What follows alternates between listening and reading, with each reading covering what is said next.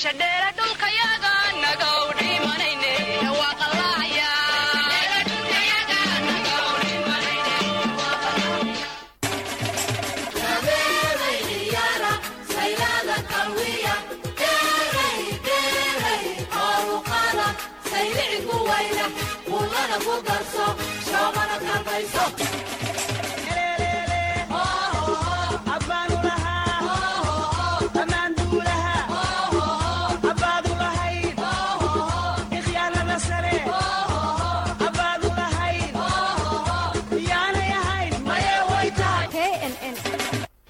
شرف عيهده هو يدي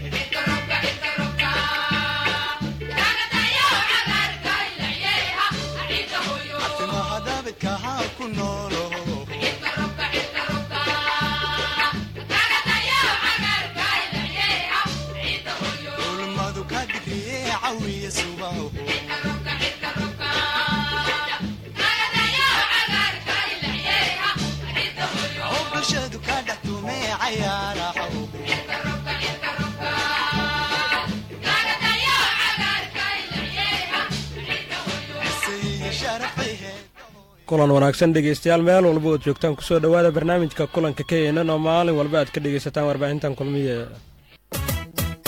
wara ma dhegeysta radio kulmiye ha waan dhegeystaa amba waan dhegeystaa ani nafsadkee waan dhegeystaa qof kasta wuu dhegeystaa barnaamijkan aan ku eegna dhacdooyinka dunida ka taagan kuwooda ugu waaweyn qodobo dhowr ayaad maanta ku maqli doontaan waxaana ka mid ah haddii aan la idmo maleesiya oo soo bandhigtay sawirrada rag looga shakisan yahay inay dileen macallin falastiini ah oo dhowaan dalkaasi lagu dilay waddanka Nicaragua oo waxaa la sii daayay boqolaal dhal dibadbaxayaal ah oo dhowrkii maalmood ee dhaafay xabsiga la dhigay maanta ay ku beegan tahay maalinta caalamiga ah ee cudurka duumada Afrika waxay isku dayaysaa in xanuunkan talaal loo helo hindiyana mid ka mid ah wadaadada ugu caansan diinta hinduuga oo 77 jir ah waxaa loo haystaa inuu kufsi geystay xasan ruuxaaniga Iiraanna waxa uu calaamad su'aal dul dhigay hadal ka soo yaray madaxweynayaasha Faransiiska iyo Mareykanka xubnihii joogtadina oo ahaa suugaantii iyo afkaartiinina sidoo kale waad maqli doontaan saaxiibayaal ku soo dhawaada mar kale iyo barnaamijkeennii kulanka keenan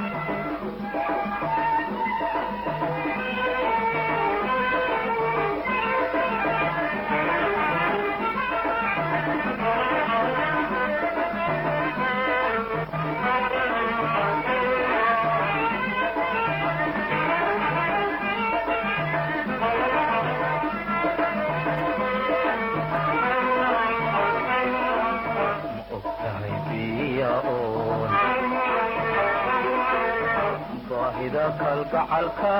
beryahayga goyso anna barashadaadii bidhaanaraga goodnimo balawma dhaafine waxaad tahay bogayni beerkiyo wadnaha nacabuga baqaaye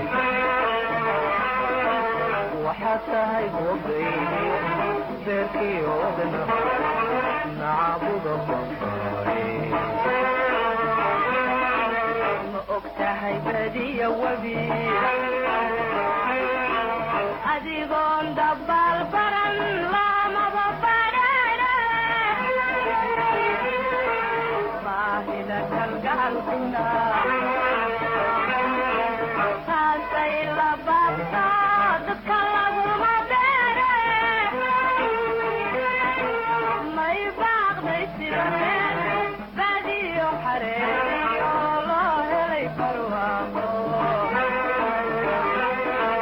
ما يبغى يسيبك بعدي يحرق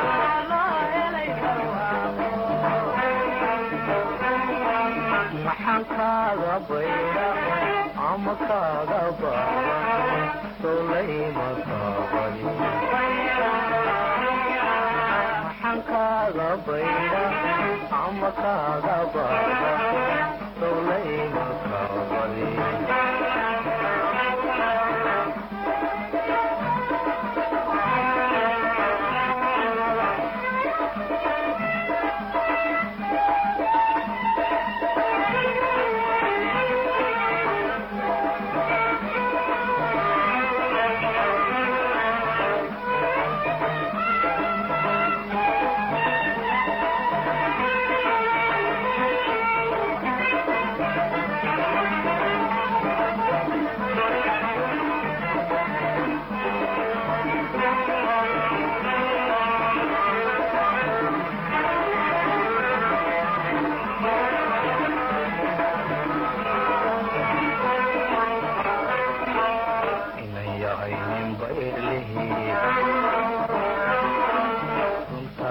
bareero bogan waa dantiise adoortayda baan joogcow cirsigan banaanada heliday ka baaqa waxaad tahay bogaydi beerkii wadnaha nacabuga baqaaye waxaad tahay bogaydi beerkii wadnaha nacabuga baqaaye inayaho basari iyo doqon baanin beegsaday barxun kaga dhaqaaqde haka baqan badhaadhiyo midun baad ku soo bixi barashada khasaarte may baaqday sida meel badiyo xareen oo loo helay barwaaqo may baaqday sida meel badiyo xareen oo loo helay barwaaqo maxaan kaaga bayra ama kaaga baara solayma kaabali maxaan kaaga bayra ama kaaga baara solayma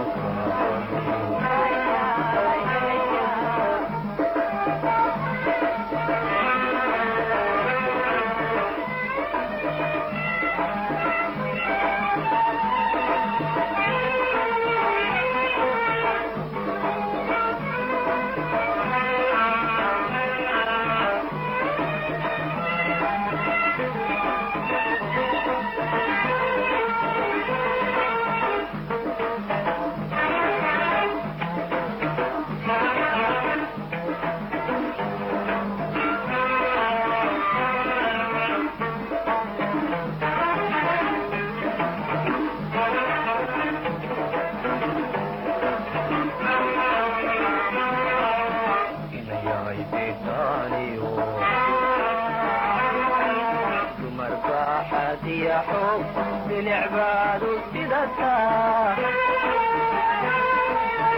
وشاضى إلى قبور بإيواي هولا ولا يستبانتا وحتى يبقي بيركي ودنها نعبد الصبحاي وحتى يبقي بيركي ودنها نعبد الصبحاي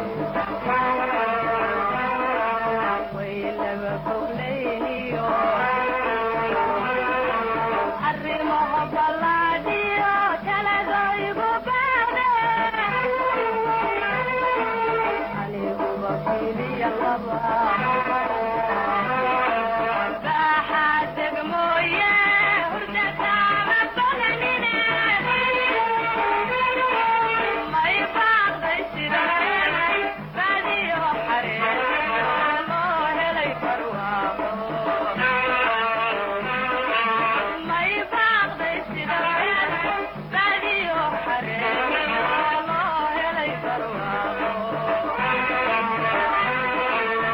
waxaan kaaga bayra ama kaaga bara sawlayba kaadi waxaan kaaga bayra ama kaaga ma og tahay badi iyo webi adigoon dabaal baran loomaba bareere iyo eryo kale ayaa ka mid ahay saaxiibyaal heestaanna si wada jira waxaa uu wada qaadayay hiba maxamed cudoon hiba nuura iyo maxamed aadan dacar heestaanna waxaa lagu magacaabaa ma ii baaqday waxayna daafur inoogu ahayd barnaamijkeena kulanka ka yeenan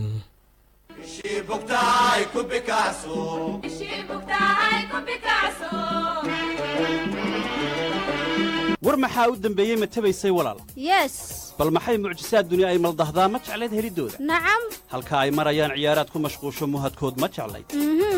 fikirkaagu mubaax madaraadka inaad mar kastaaba ka sheegto ma huraan ma u ahay haa madadaaliya heeso mudnidood ma jeclayd nacam oo walaal ma yamaadana qod maya waanan dhahaynoo maslaxadii danteeda oo mid aanan ka maqnayn baad mudanoo itustee meesheen ka helaa minankaaga dhexdiisa alla maxaad been malmashoo tirisoo masaakiinta lugoysay macalasaf anigaa malyuumaadka kun jeer iska xaal marinaya beenayaad malmashaa ee miyaadan lahayn reeriyo maqal fiican mid baan maalin dhoweed gatabaa milkigayga ahaa okay haddaba idaacaadku milyuumaadda noqdee kulmiyoo murti fiican mawjadii ma dhaqaaqdo waana maax ma'wiyo marna kaa guri doonin hamoogaan kulmiyaad muraadkaa ka heshaay waxaan maaminayee maskaxdeedu jecleed mar haddaan ka helaayo inaan meel kala geeyo muujadiisa aan wareejiyo waa iga meed cunidiisa kulmiye news network knn kulmiyaad u taqaan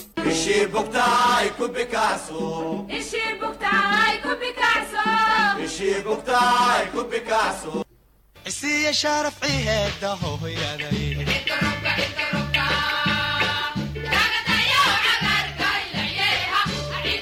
afimahadabidkahaa ku noolo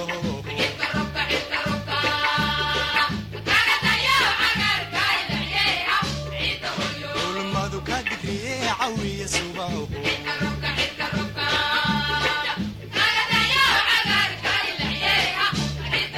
oo bulshadu ka dhextume cayaaraho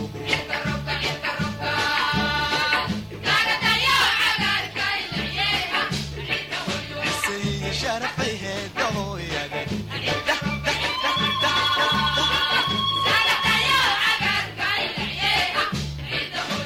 afimahadabidkahaa ku noolo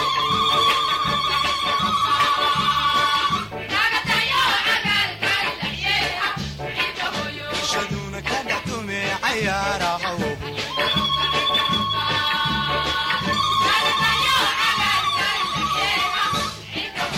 ulmadu ka digriye cawiya subaho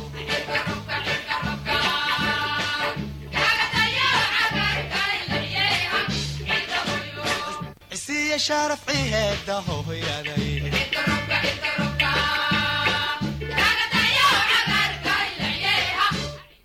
waa hagaag dhegeystayaal waxaad nagala socotaan rediyo kulmiye ee magaalada muqdisho dhegeystayaasheenna jooga gobolada banaadir shabeellada hoose iyo shabeellada dhexena waxaad naga dhegeysan kartaan hirka f m ee 88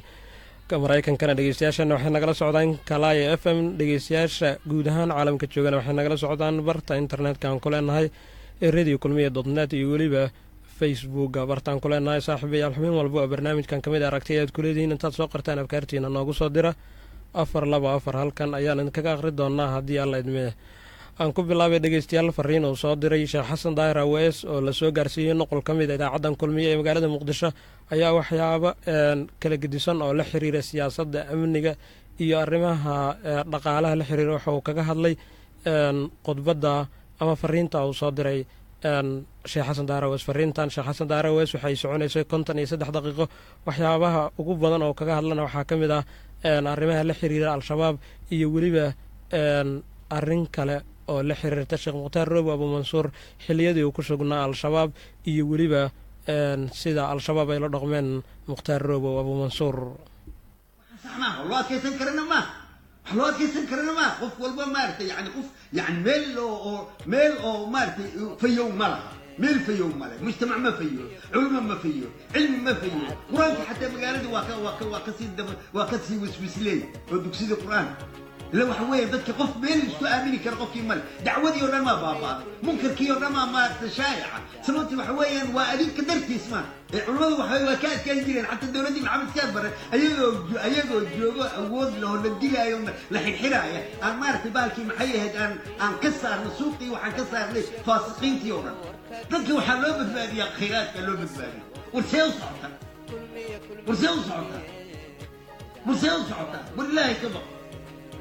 war ilaahay ka baq war waxaan kale wax joogi kara maaha wax jiri karana maaha wax socon karana maaha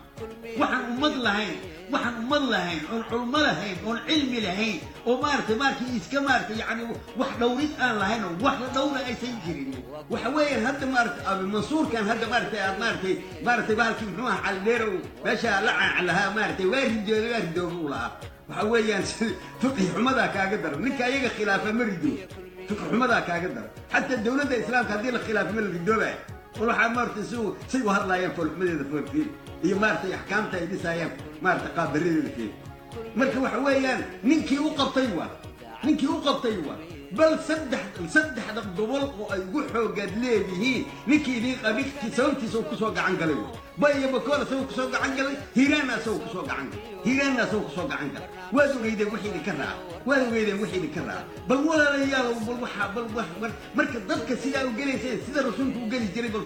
yacni kala fiiriya marka intaa keliya maahan boqlaala idiin sheegi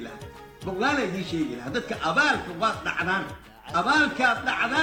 markaasaad qofkii aad ugu hormartaan ninkii abaalka idiin galay oo aad dulisaan 5 sano uu halkaas fadhiyay abu mansuur oo 5 sano iyo weli 7 bilood aan u malaynay oo halkaa fadhiyay idinma caayo idinma dilin idinma magaciisaysid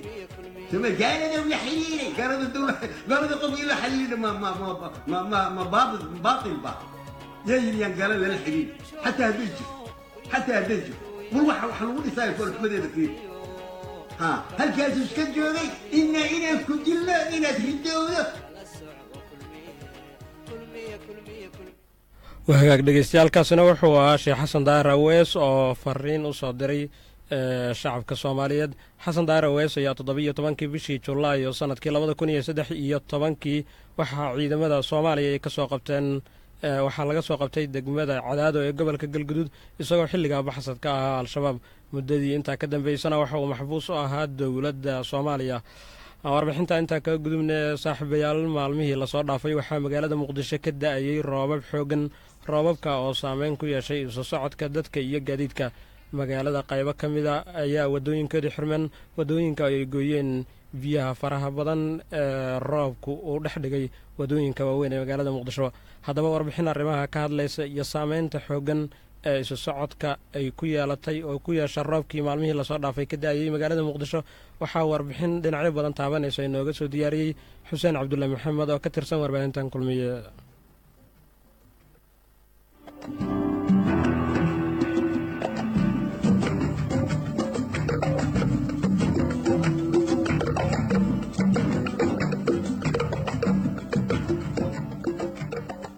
bilihii January, February iyo Maaj ee sanadka 2018 shacabka ku nool magaalada Muqdisho waxaa laga soo aruuriyay lacag ka badan 42 milyan oo dollar. waa lacagtii ugu badneed oo ay canshuur u bixiyaan shacabka ku nool gobolka Banaadir isla markaana ay dawlad soo bandhigto tan iyo markii ay burburtay dawladdii dhexe ee Soomaaliya.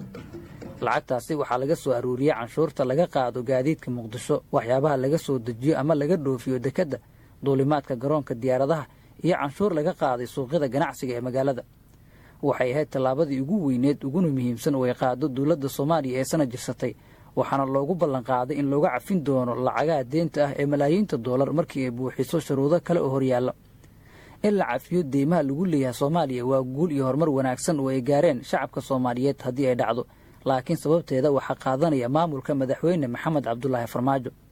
in 9 cisho gudahood shacabka magaalada Muqdisho ay bixiyaan 42 milyan iyo 500 oo kun oo dollar waxay u dhigantaa in bishiiba ay bixiyeen ama laga qaaday lacag ka badan 14 milyan oo dollar.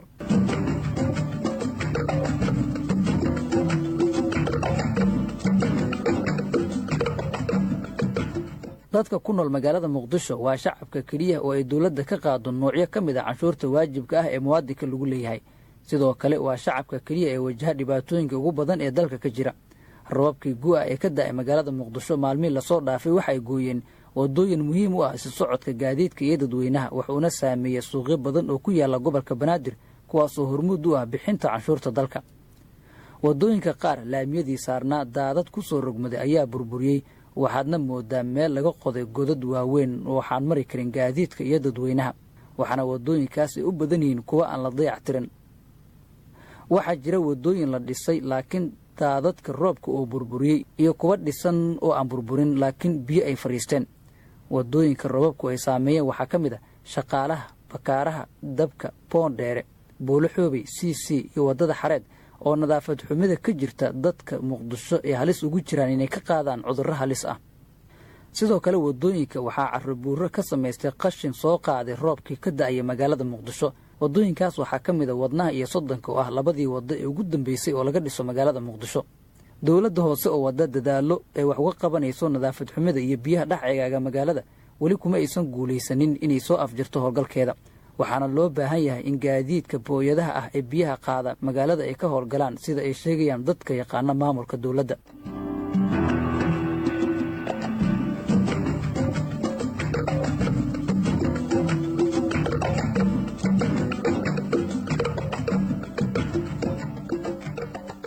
mid ka mid a ganacsatada ku nool magaalada muqdisho knn waxaa u sheegay in dhibaatooyin badan ay ku qabaan burburka waddooyinka iyo biyaha magaalada dhex eegaaga. mas-uuliyiinta dowladda iyo maamulka dowladda hoose ayuu ka dalbaday inay ka jawaabaan cabashada shacabka aan matalaada siyaasadeed ku lahayn dowladda dhexe ee Soomaaliya. anigoo ku hadlay magaca ganacsatada bakaaraha waxaa cadeynayaa inay yihiin ganacsatada bakaaraha iyo magaalada muqdisho dadka canshuurta ugu badan siya dowladda oo isa ku soo laaban waddooyinka maadaama ay biyo fadhiyaan cudurro ka dhalan karaan oo dhibaatooyin badan ay jiraan roobab miyigaana ay da'ayaan xilliga roobabka lagu jiro oo haddana aysan dowladda iska xil saarin oo ay ka muuqato isxilsaarin la'aan iyo wax ka qabasho la'aan. loomana baahna bulshada canshuurta laga qaado waxaa loo baahan yahay in lacagta lagu soo celiyo laga warqabo oo waddooyinka biyaha wasaqda oo fadhiya laga qaado, bakaaraha ganacsiga iyo kala go-an magaalooyinka la soo gudbi karin iyagoo dhibaatooyin noocaasaa jira. fariintaas inaad dowladda gaarsiisina aada u jeclaan lahaa. qaar ka mid a gaadiidka magaalada muqdisho ayaa shaqada joojiyey maalmo ka mid a toddobaadkan, halka qaar kalena ay wakhtigooda soo gaabiyeen. sababta waxaa weeye waddooyinka oo burbursan iyo waddooyinka qaar oo ay biyo dhex fadhiisteen oo aan gaadiidku mari karin. sidoo kale gaadiidka qaar ayaa fadhiistay ama ku hallaabin laamiyada kadib markii ay ku dhex dhaceen godad ka hoos qornaa meelo ay biyo fadhiisteen. cabdiraxmaan cabdulaahi ayaa ka mid a wadayaasha gaadiidka waxauna knn uga sheekeeyey xaaladda waddooyinka magaalada muqdisho. dad badan oo aqaano gawaaridooda dhigay blkay ku shaqayn jireen iska dhigay garaash ku jiraan inta hadda uu roobka da-ayay way jiraan oo saaxiibaday marka heeday dad badan oo kaleentood oo waddooyinka ay uga haleysan yihiin heeday oo ama god gaariga uu ku dhacayay ama heeday oo waddada ku dhex halaabay oo wax ka jabeen bir ay ka jabtay. gaadiidka ugu badan ee ka shaqeeya magaalada muqdisho sannadihii dambe waa mootada loo yaqaano bajaaj, waxaana laga helay 3 faa'iido oo waaweyn. waa mare waxay shaqo abuur u noqotay kumanaan dhallinyaro oo shaqo la'aan ku haysa magaalada muqdisho, waxayna daartay guryo badan oo dabkooda dansana.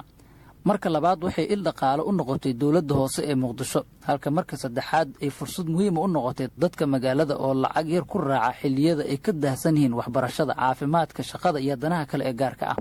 boqolaal ka mid a mooto bajaajka ka shaqaysa magaalada muqdisho ayaa toddobaadkan joojiyey shaqada, halka qaarka soo haray ee magaalada ka shaqeeyana ay kordhiyeen lacagta dadweynaha ay ku raacaan mootada. cabduuli cali xaayo oo ka mid a wadayaasha gaadiidka loo yaqaano mooto bajaajta ayaa idaacadda kulmiye uga warramay dhibaatada waddooyinka magaalada ay ku qabaan wadayaasha gaadiidka bajaajta. horta ciddan sidaa u sheegto way jirtaa in macnaha raxmadda ilaahay aan macnaha ilaahay dacwo lagama ee raxmadda ilaahay in xoogo raxmadda anaga dhexdeena ka jirtay dartood ay maaragtay dhibaato u taantay biyihii bajaaj badan macnaha shaqadii jooji waaye ay gudi waayeen oo shaqadii ay joojiyeen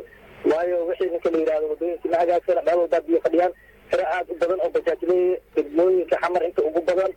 inay ku ciladoodeen warbixintooda waa hayaa sida adigu usoo heshay waa u hayaa. shaqooyinku waa ay ka fadhiisteen intii yareeda soo hartay ee magaalada ku jirtay iyo dadkii inay isku wareersan yihiin oo lacagtii bajaajka ay qaali noqotay dhibaatadaas way jirtaa. annagiina waan ku tala gelaynaa bajaajka maanta fadhiistay tayda kama duwan daba fadhiisanayso bajaajka nooca loo yaqaano biyaajiyo oo talyaaniga ah 99% waa wada fadhiyaan, xataa kuwooda cusbaa waa wada fadhiyaan. wax caadi loo xareeyo biyaha laga cararay iyo wax ku dhex ciladooda biyihii dhexdooda. in ka badan 1 milyan oo qoys ayaa ku guryo beelay roobabkii magaalada muqdisho, waxaana dadkaasi u badan yihiin barakacyaal ku nool xeryo ku yaala gobolka banaadir. gudoomiyaha gobolka banaadir ahna duqa magaalada muqdisho injineer cabdiraxmaan cumar cusmaan yariisow warbixintii ugu dambeysay oo soo saaro ayuu hay-adaha samafalka kaga dalbaday in si deg dega loo caawiyo barakacyaal uu sheegay inay ka badan yihiin 1 milyan oo qoysas una badan carruur dumar iyo waayeelo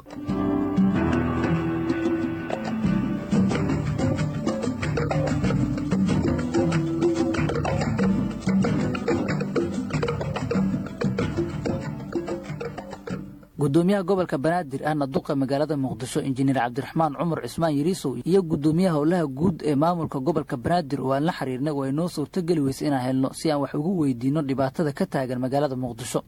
hase yeeshee keenan waxaa u warramay afhayeenka maamulka gobolka banaadir cabdifataax cumar xalane waa sax in magaalada ay biyo fadhiisteen oo ma dafirayo inay biyo fadhiisteen magaalada qaybo ka mid a roobab xoog badan ee mahiigaana ayaa magaalada ka da'ay waxaan aad iyo aad aan uga shaqaynay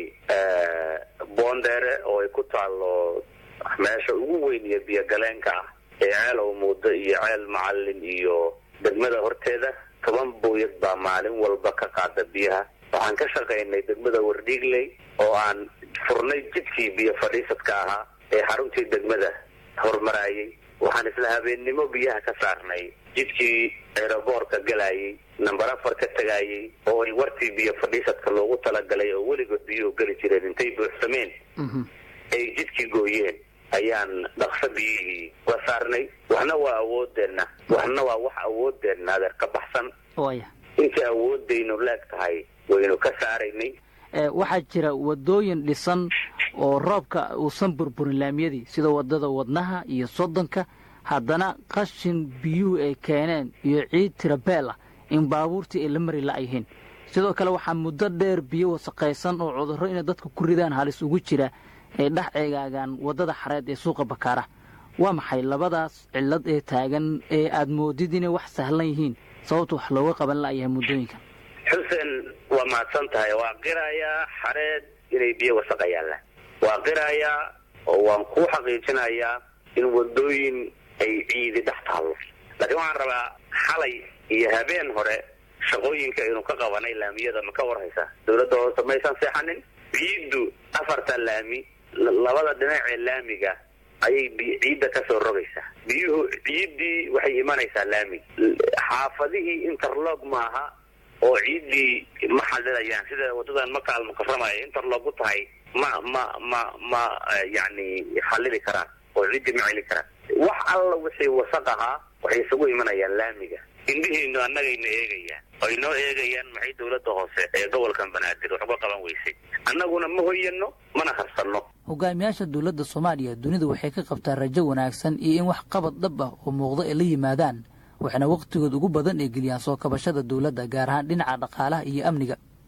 lacagta canshuurta ah oo ay dhiibaan shacabka soomaaliyeed kama maaranto dowladda mana dhaafsiisana baahiyaha haysta dowladda soomaaliya sidoo kale shacabka ayaa u baahan inay ku laabato lacagta ay bixiyaan sida waajibka ah sidee ayaa laysku waafajin karaa baahiyaha taagan ee dowladda iyo shacabka su-aashaasi waxaan weydiiyey brofesor axmed caraaye oo bartay cilmiga dhaqaalaha iyo maamulka haddii aan su-aashaa ka jawaabo nidaamka horumarinta belediyada ama dowladda hoose sideeda waxaa qaabishan maamulka gobolka banaadir ayaa qaabishan waa run dadka soomaaliyeed ee banaadir ku nool maanta ama muqdisho ku nool maanta waxaa la dowladda uga baahan tahay maadaama ay tabar daran tahay waxay uga baahan tahay canshuuraad iyo dhaqaale ay hawsheeda ku fushato iyaguna waxay uga baahan yihiin inay helaan badiilkii arrintaa u bedeli lahayd waxaa la isugu waafajin karaa marka 3 waxyaabood haddii la sameeyo waxay u ekaan kartaa in arrintaa wax laga qaban karo kow gudoomiyaha gobolku uu gudoomiyaasha degmooyinka si degdega ugu wado degmada uu ku arko wixii karaankooda ah sida wasaqda iyo biyaha hadda godadka muqdisho u buuxiyey sidii ugu dhaqsayaha badan leh oo looga qaadi lahaa biyahaas horta amar degdega in arrintaa uu ka soo baxo waa midda koowaad midda labaad waxay tahay in nidaamkii bulaacadaha dowladda dakhligay shacabka ka qaado wax waa uga basareen kartaa haddii nidaamkii bulaacadaha inta injiiradii saxda loo raadiyo la sameeyo bulaacadihii muqdisho waa la garanaya godadkay ka bilowdaan iyo biyaha meeshay badda ka galaan waa la wada garanaya sidoo kale horumarinta ama nadaafadda markii la sameynayo sideedaba hadda waxaan ku jirnaa xilligii guga ayaa bilowday gobolku wuxuu u baahan yahay guddi gaara oo qaabishan in wadooyinku aysan biyo fadhiisanin guddigaasoo kontaroola wadooyinka sida wax uga jiraan, sida biyuhu u fadhiistaan, meelaha ugu daran, meelaha dhexdhexaadka ah, meelaha maaragtay guddi soo qiimeeyo gobolku u baahan yahay. wax weynna kuma baxayaan, waa tasjiilaad 3 dhalo oo shidaal baabuur loogu shubo guddina la diro, maaragtay wax fudud oo maaragtay iska kooban oo weyn ma ahan, wax weyn ku baxaya ma ahan. sidoo kale waxaan qabaa in guddiga gaadiidka gobolka banaadir laga codsado in qayb galaan howl qaran waaye, jidadkii way go-aan, magaalada aan ahayn ku shaqaystaan guddiga gaadiidkana ma jiraan, iyaguna gudoomiyuhu inuu garowshiyo ugu sheega dadkaas inay iyaguna ka qayb galaan maaragtay.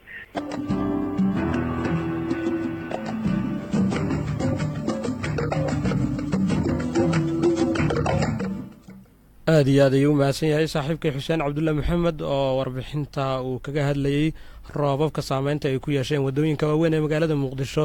inoo soo jeedinaya. saaxiibyaal waxaad weli nagala socotaa radio kulmiye, waxaadna dhegaysanaysaan barnaamijka kulanka keenan. idheh maxaan kuu dhahaa badeeco fiican baa la keenay dheh. haddaan kuu dhaho maxaad ku rabtaa? faa'iidan ku rabaa. haddaba aan kuu dhahno ii dhehde hubi tayada badeecadaada si aan u dhowrno danta bulshadeenna. jawiga oo markaa kaa cakiran calafna kaa heshay, markuu calanku hoos kaaga dhaco talana kaa ciirto, markay ciiga taallay suurtadu kaa carshowdo, camal xumo daraaddeed markaad woonta cuni weydo, sida curad lagaa dilay markaad caday ka dhuubnaato, arsankayeerku goortuu ka dido celifyadaad joogto, cawadaranta waa laga tagaa looma dheersado.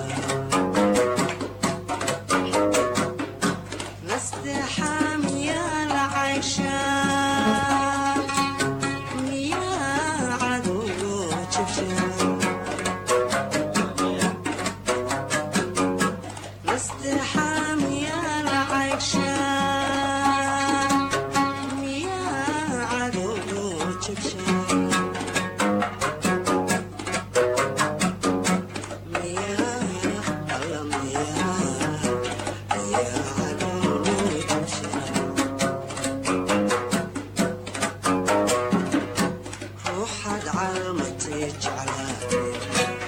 dunida uga caagaatay nafteeda iyagun canaan ma inay ku caasidaan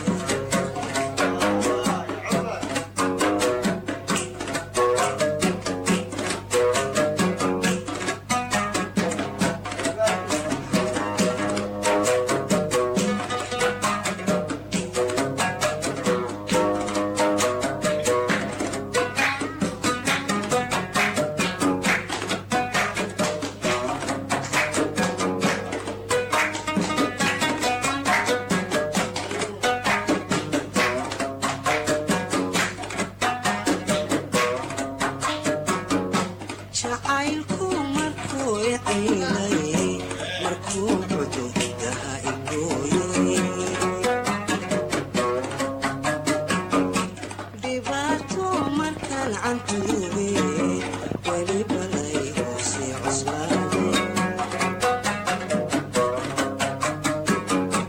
jacaylku markuu ciilay markuu xuduudaha igooyay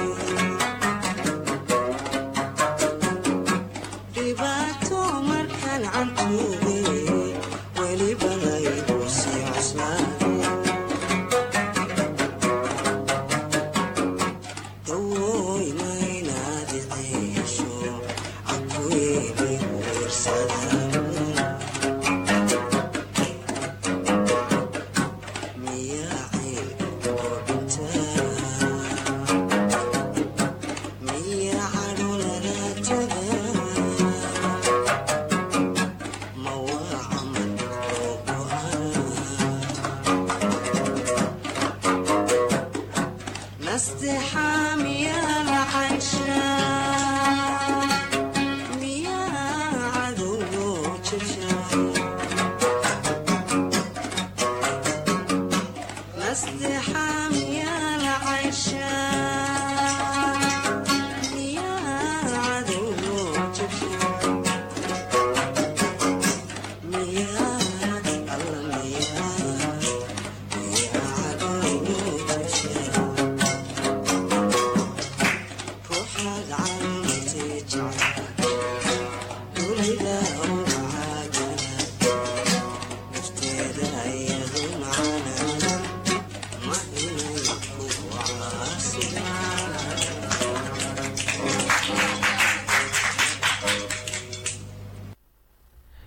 hagaag saaxiibayaal heesta waxaa qaaday cumar dhuulle cali cumar mahdi waxaana lagu magacaabaa cil waxayna ka mid ihi heesihii maanta barnaamijka kulankaan kusoo qaadanay heeso iyo warbixino kale ayaa inoo soo socda haddii alla idmo bal markana aan ku bilowno waddanka maleesiya ciidamada booliska waddanka maleesiya ayaa waxay soo bandhigeen laba nin oo dhallinyaraha sawiradooda kuwa ay ku sheegeen inay uga shakisan yihiin ninka injineerka ahaa ee reer falastiin ee isbuucii hore lagu dilay magaalada kuwaalalambur ee caasimadda waddanka maleesiya kooxda khaza ka dagaalanta ee xamaas ayaa sidoo kale hore waxay ugu eedeysay weerarkan loo geysta fati albashti oo ahaa nin falastiini ah inay ka dambeydo kooxda masad oo ah sirdoonka waddanka israa'iil ayaa dhanka kale arrintan ka hadashay waxayna sheegtay inaysan wax shaqaa ku lahayn waxayna sidoo kale ku eedeysay kooxaha falastiiniyiinta ee iska soo horjeeda dowladda maleesiya oo sii deysay sawiradan maanta ayaa waxay sheegeen in nimankan ay aaminsan yihiin inay ka yimaadeen oo waddanka maleesiya ay kasoo galeen wadamada yurub iyo weliba wadamada bariga dhexe ilaa iyo hadda waxaa la sheegayaa in ciidamada booliiska waddanka ay baadigoob xooggan ugu jiraan siday ugu soo qaban lahaayeen nimankii ka dambeeyey dilkan isbuucii hore loo geystay maxamed xamaas albashti oo lagu dilay caasimadda waddanka maleesiya ee kuwaalalambur mooto ay ku jireen waxyaabaha ama hub ay la socdeen ayaa waxaa laga helay meel 9 daqiiqo oo looga socdo halka dilka uu ka dhacay taa oo la dhigay meel hara ah banaankeeda waxaana la sheegay in sawiradan ciidamada booliisku ay sidoo kale kasoo heleen warbaahinta bulshada waxayna sheegayaan in mootada ay heleen iyo hubka ay heleen ay u fududee doonto sidii ay kusoo qaban lahaayeen dadkii ka dambeeyey dilkan loo geystay ninka injineerka ah ee kasoo jeeda wadanka maleesiya kasoo jeeda dhulka falastiiniyiinta balse lagu dilay wadanka maleesiya dhanka kalena saaxiibayaal wadanka lagu magacaabo Nicaragua ayaa maalmihii lasoo dhaafay waxaa ka socda dibadbaxyo xoogan kuwa oo lagu dilay dad kor u dhaafaya 30 qof waxaana ilaa hadda la xiray oo xabsi la dhigay dad kor u dhaafaya 2,000 oo qofood balse maanta ayaa waxaa la soo daayay dad lagu qiyaasay 500 oo qofood kuwa oo la sheegay ciidamada booliisku inay xireen maalmihii lasoo dhaafay booliiska waddankaasi oo war qoraal soo saaray ayaa waxay sheegeen in 100 arday u badan ay ka soo daayeen xabsiyada waddankaasi kuwa oo la sheegay in maalinnimadii talaadada ahayd shalay iyo maalintii ka horeysay xabsiyada waddanka lagu xiray ciidamada waddankan ayaa waxaa lagu eedeynaya inay dhibaato badan u geystaan dadka rayidka xilligan ay socdaan banaanbaxyada xoogan ee ka socda waddanka Nicaragua ilaa iyo hadda dadka la hadlay warbaahinta ee xabsiga laga soo daayay ayaa waxay sheegayeen inay jirdil xoogan la